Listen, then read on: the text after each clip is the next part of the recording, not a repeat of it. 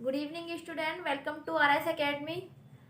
Last video में हम light chapter start किया था, उसके अंदर हम रिफ्लेक्शन पढ़ चुके थे।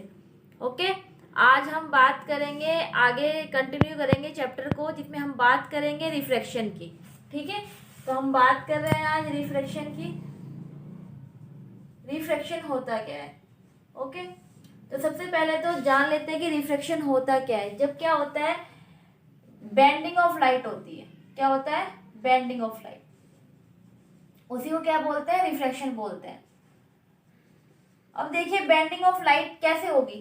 अगर एक ही पाथ में लाइट ट्रेवल कर रही है, यानी कि मीडियम चेंज नहीं हो रहा है, यानी कि रेयर से रेयर में ही जा रहे हैं, यानी कि एयर में ही लाइट फ्लो कर रही है, तो वहां पे स्ट्रेट लाइन में लाइट जाती है। ओके, अगर कैसा हो, मीडियम अगर सेम हो, मीडियम अगर सेम हो तो लाइट किस में चलती है? स्ट्रेट लाइन में चलती है।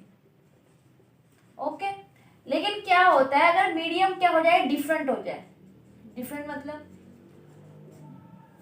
दो टाइप के मीडियम होते हैं हमारे। एक तो होते हैं रेयर, यानी कि जो खाली होते हैं, यानी कि एयर होता है। ओके, दूसरा होता है हमारा डेंसर मीडियम।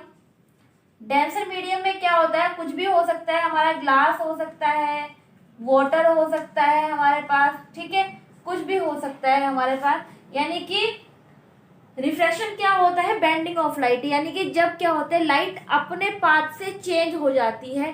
कहाँ पे चेंज हो जाती है? टूवर्ड्स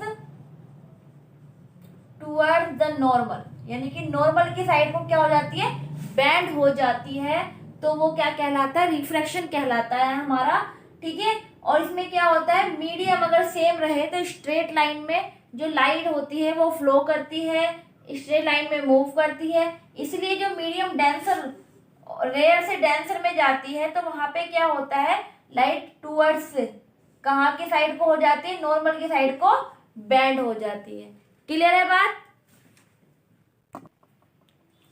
तो हम बात करेंगे यहाँ पे, हम इसको समझते हैं। ठीक है, मैंने क्या किया है, एक कोई ग्लास स्लेब बना ली मैंने यहाँ पे। ठीक है, ये क्या है? Glass slab. ओके, यहाँ से क्या होता है, अगर मैं कोई लाइट यहाँ से इसके ऊपर डालती हूँ, ठीक है, यानी कि कौन सी लाइट डाली? इंसिडेंट। जो भी कोई लाइट हमारी क्या आएगी, किसी सोर्स से आएगी, वो कौन सी लाइट होगी? हमारी इंसिडेंट रे होगी। ओके, इंसिडेंट रे हो गई। मैंने आपको जब रिफ्लेक्शन पढ़ाया था तो मैंने आपको बताया था, जहां पे भी जो रे आती है, ठीक है, ये जो बाहर का जितना भी है हमारे पास, जहां से रेज आ रही है, ये कौन सा मीडियम हो गया हमारा? रेयर मीडियम, यानी कि एयर। यहाँ पे क्या हो गया? बाहर एयर मीडियम हो गया हमारा। और ये क्या है? ग्लास। ग्लास की प्लेट, गिलास की स्लेब है, तो यानी कि हमने क्या कर लिया, ये कौन सा मीडियम हो गया? भरा हुआ मीडियम हो गया हमारा। यानी कि कौन सा मीडियम हो गया हमारा? डेंसर मीडियम हो गया। कौन सा मीडियम हो गया हमारा? डेंसर। क्लियर होगी बात? तो अब देखिए, जब ये क्या आ रहा है, यहाँ से एयर से क्या आ रही है? इंसिडेंट रे यहाँ पे, यहाँ तक आई, तो यहाँ से हमने रिफ्लेक्शन में पढ़ा था कि जब भी क्या होता है, किसी पॉइंट पे आती है इंसिडेंट रे, तो वहां से एक परपेंडिकुलर बना देती है। तो इसका परपेंडिकुलर यानी कि ये बना देगा परपेंडिकुलर। तो जब ये यहाँ से परपेंडिकुलर, यानी कि जिस परपेंडिकुलर को हमने क्या नाम दिया था? नॉर्मल। ठीक है, क्या नाम दिया था इसको? नॉर्मल। ओके, तो जब ये यहाँ से इंसिडेंट रे आई, तो ये एक परपेंडिकुलर बन गया नॉर्मल यहाँ से सीधा।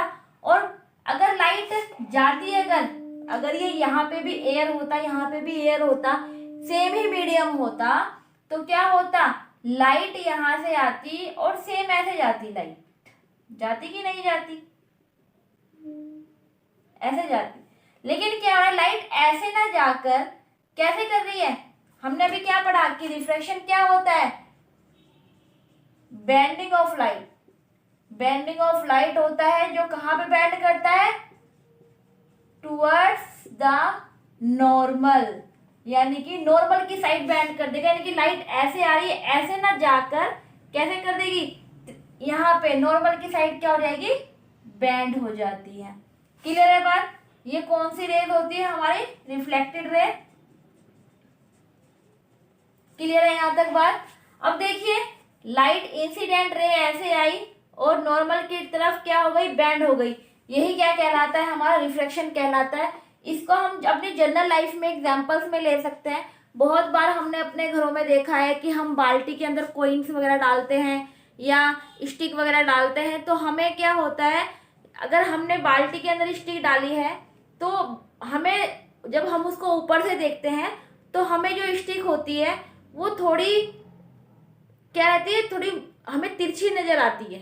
तो उसके पीछे रीजन क्या होता है, यही होता है रिफ्लेक्शन का। दूसरा एक और देख सकते हैं कि हम बहुत बार देखते हैं किसी बोतल में, पानी की बाल्टी वगैरह में हम कॉइन डाल देते हैं, ठीक है, और फिर जब हम उसको कॉइन को जब हाथ से निकालने की कोशिश करते हैं, हमें लगता है कॉइन यहीं पे है ऊपर की साइड, लेकिन क्या होता है, जब हम उसमें बाल्टी के अंदर हाथ डालते हैं, किसी भी जिसमें भी हमने कॉइन डाला उसके अंदर हाथ डालते हैं, तो हमें कॉइन नीचे नजर आता है हाथों से, तो हमें लगता है अच्छा ये तो नीचे है। तो ये सब काम किसकी वजह से होता है, रिफ्लेक्शन के कारण होता है, ठीक है। तो रिफ्लेक्शन क्या कर रहा है, बेंडिंग ऑफ लाइट, यानी कि जैसे लाइट आती है तो क्या होती है, नॉर्मल की साइड बेंड हो जाती है, ठीक है।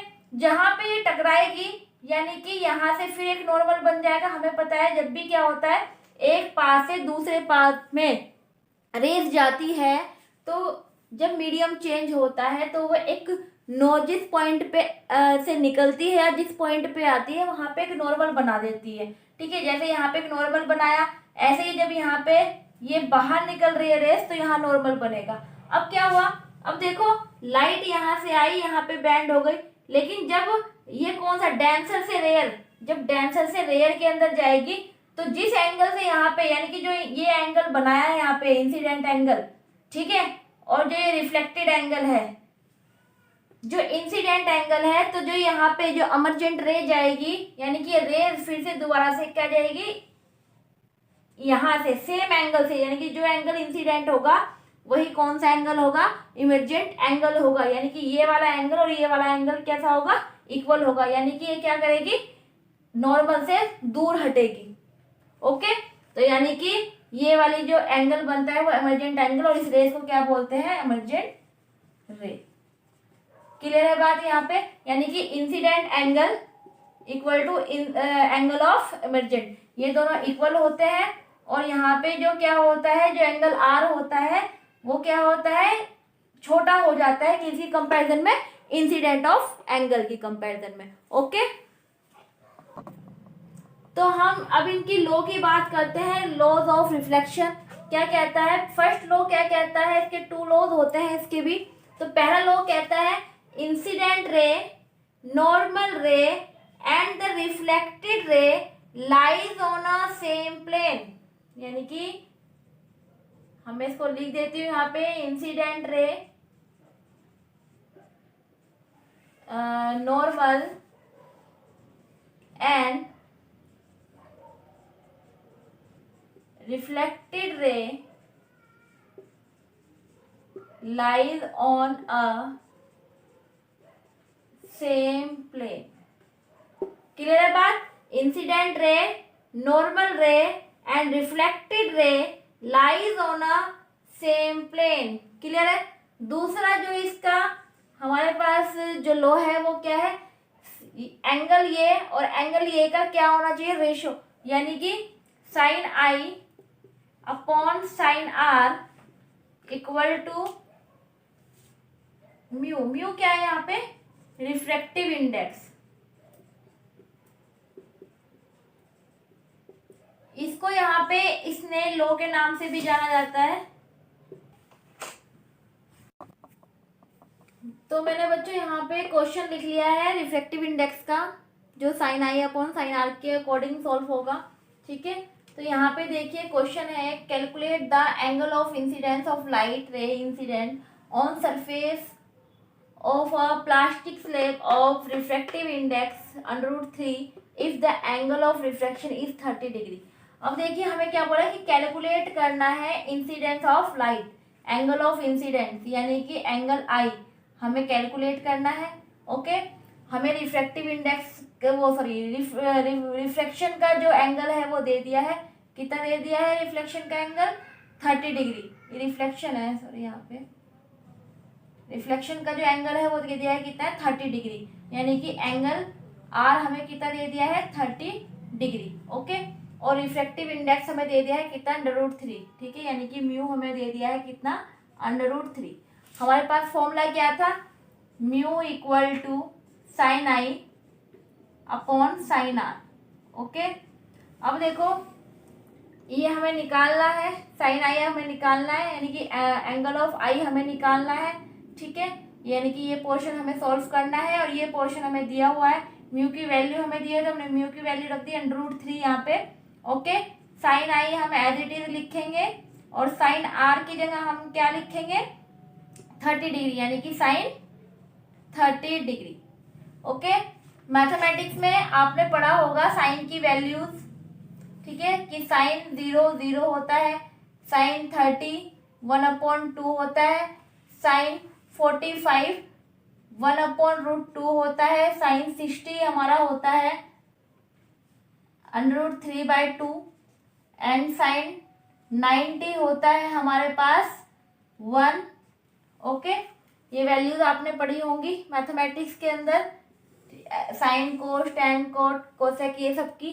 ठीक है, तो हमने साइन की वैल्यू, हमें यहाँ पे दोनों में साइन साइन है तो हमें साइन की वैल्यू का ही पता होना चाहिए। तो साइन 30 क्या है हमारे पास, 1/2। ठीक है, तो हमने यहाँ पे वैल्यू रख ली, साइन आई हम एज इट इज रखेंगे, साइन 30 की जगह हम क्या रखेंगे, 1/2। ओके, ये यहाँ पे क्या चला जाएगा, मल्टीप्लिकेशन में चला जाएगा, तो यानी कि ये क्या बन जाएगा हमारे पास, साइन आई इक्वल टू, जब ये मल्टीप्लिकेशन में जाएगा तो ये हो जाएगा √3 मल्टीप्लाई 1/2। क्लियर है बात। अब हमारे पास साइन आई इक्वल टू, इनकी मल्टीप्लाई करेंगे √3/2। ओके, ये आ गया। अब यहाँ पे देखते हैं √3/2 किसकी वैल्यू है, साइन 60 की वैल्यू है। ओके, तो हम यहाँ रख देते हैं sine i equal to sine 60 degree. Okay, sine से साइन हम कैंसिल आउट कर सकते हैं, यहाँ पे एंगल आई की वैल्यू कितनी आ जाती है, 60 डिग्री। तो यानी कि हमें पता चल गया कि इंसिडेंट एंगल हमारा कितना है, 60 डिग्री है। ओके, क्लियर हुआ होगा आई थिंक आप लोगों को। किसी को कोई प्रॉब्लम हो तो वो पूछ सकता है, ओके, कमेंट में।